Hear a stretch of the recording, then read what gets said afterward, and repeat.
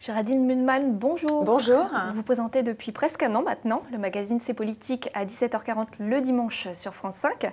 Vous êtes aussi universitaire et vous publiez la nouvelle édition de l'histoire des idées politiques aux presses universitaires de France.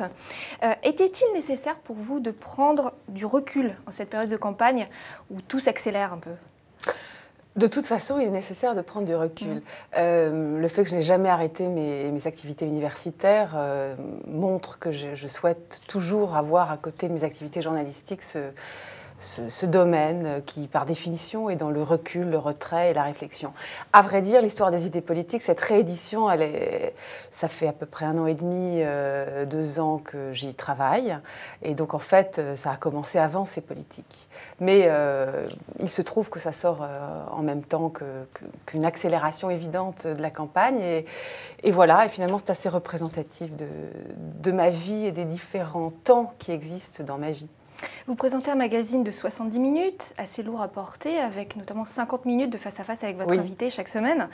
Ce format vous permet-il d'aller au fond des choses, en marge de l'effervescence ambiante et des petites phrases assassines qu'on peut entendre ? C'est effectivement le but. Je pense que c'est une excellente idée d'avoir un format long. C'est l'idée de Jérôme Bellay qui a imaginé, qui produit cette émission, qui m'a appelée il y a 1 an pour succéder à Nicolas Demorand. Je pense que cette idée est excellente. Elle est, en ce qui me concerne, je la trouve très adaptée à ma personnalité. Moi, je pense qu'il faut être ferme dans les questions, mais on peut l'être d'autant plus, et on peut être d'autant plus exigeant qu'on a eu le temps d'écouter et de bien écouter. Donc, en fait, ce format sert à la fois l'écoute et l'exigence dans l'interview. Est-ce que vous comptez recevoir tous les candidats à la présidentielle ? Oui, normalement, c'est ce qui est prévu, même si, bon, vous savez, il y a une histoire de comptage. Nous sommes très soucieux des équilibres et les décisions, de savoir comment on fait pour les dernières émissions, sont des décisions collégiales qui vont être prises, qui ne sont pas encore tout à fait prises sur le plan de la forme, entre la direction de France 5, Jérôme Bellay et moi. Justement, qu'est-ce que vous pensez de cette polémique autour du temps de parole des candidats à la présidentielle ? 5 semaines de stricte égalité pour les télévisions et les radios. Pour vous, est-ce que c'est trop aussi ? J'ai du mal à penser, je vous le dis honnêtement, j'ai du mal à penser clairement sur ces sujets. Nous sommes un des rares pays où il y a cette surveillance stricte. Je veux dire, par exemple, dans les cultures anglo-saxonnes, les médias sont très libres d'organiser les choses et ont mis sur leur propre déontologie.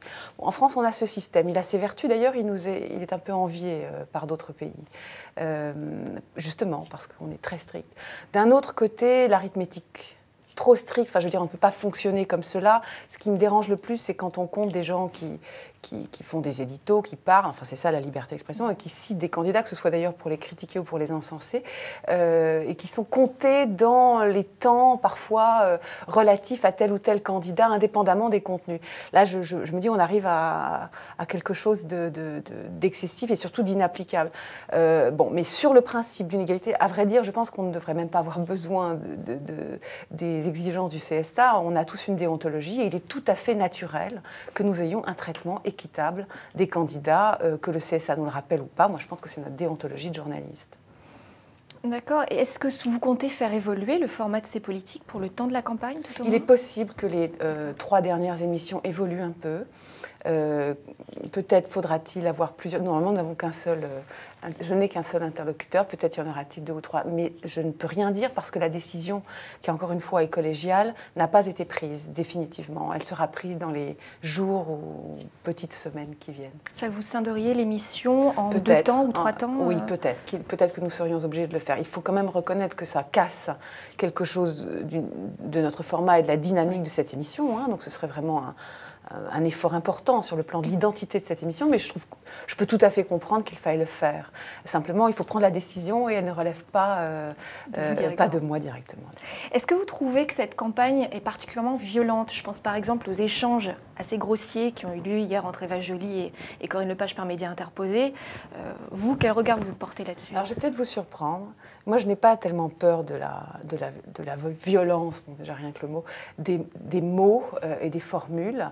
Je pense que là, c'est l'histoire aussi des idées et l'histoire tout court qui me l'a appris, il y a eu des périodes dans l'histoire de ce pays, mais infiniment plus violentes sur le plan verbal. Je pense que nous sommes tout de même dans une période assez contrôlée sur le plan des mots, que de temps en temps, il y a une pulsion qui sorte avec des personnages un peu provocateurs ou un peu énervés, ce qu'on peut aussi comprendre. Je crois que la liberté d'expression peut le souffrir. Je crois que les journalistes, d'ailleurs, qui parfois prennent aussi quelque chose dans la figure, ça peut leur arriver. Il faut qu'ils s'en remettent au lieu d'aller crier au loup. Il n'y a pas de limite. Par exemple, à un moment donné, Jean-Luc Mélenchon, on disait, il ne traite pas bien les journalistes. Moi, j'ai toujours dit, à chaque fois qu'on m'interroge, écoutez, on peut supporter ça quand même. Je veux dire, ça va, on va s'en remettre. Le problème n'est pas les mots, le problème, c'est le fond. Et les gens sont libres de juger, y compris la forme d'ailleurs. Ils jugent les candidats aussi sur la forme, c'est le public qui juge. Donc, il y a quelque chose d'un peu aseptisé dans notre époque, qui fait que je ne donnerai pas dans, comment dire, ces cris d'orfraie, c'est un petit peu de vierges effarouchées dès qu'il y a un mot de travers. Je trouve qu'on peut supporter ça. De toute façon, le public juge ce qu'il considère comme acceptable et inacceptable. Pourtant, dans vos interviews, vous êtes très attaché, je l'ai ressenti, aux mots. Moi, oui. Après, c'est ma personnalité. Je ne suis pas quelqu'un d'agressif, c'est vrai. Je suis quelqu'un d'exigeant. Bon. Et puis, voilà, j'ai la conviction, mais elle tient à mon tempérament aussi, puisqu'on est incarné, quoi. En ce qui me concerne, j'obtiens plus de réponses et finalement, je mets plus en difficulté mon interlocuteur en étant ferme, mais finalement courtoise, qu'en étant dans une insolence facile sur le plan verbal. En général, les candidats, les politiques, mes interlocuteurs ne me trouvent pas du tout facile. D'accord. Et une bonne interview politique pour vous, c'est celle qui déstabilise, celle qui permet d'éviter les éléments de langage, celle qui fait de la reprise AFP Qu'est-ce que c'est ? Celle qui permet d'éviter les éléments de langage, oui. Celle qui pratique l'étonnement, la curiosité, le doute, voire un peu d'ironie, ça me ressemble. Du genre, bon, écoutez, cette réponse quand même, vous voyez bien que je n'arrive pas à m'en contenter. Donc là aussi, chacun son style. Moi, c'est plutôt comme ça. Je fais sentir, et le public le sent très bien, que vraiment, je ne vais pas m'en satisfaire. D'autres rentreraient dedans sur un mode beaucoup plus agressif. Ça, c'est une question de tempérament. Je pense qu'il faut en effet déjouer les mécanismes qui s'installent dans une communication politique et que ça se fait selon des styles différents. Le mien est plutôt celui de marquer ma frustration et ça se voit très bien. Écoutez, merci Géraldine Mühlmann. C'est moi qui vous remercie. Et qui recevez-vous dimanche ? Benoît Hamon. Très bien. Écoutez, bonne émission. Merci. Et quant à nous, on se retrouve demain pour un nouveau Buzz Média Orange, Le Figaro. Merci.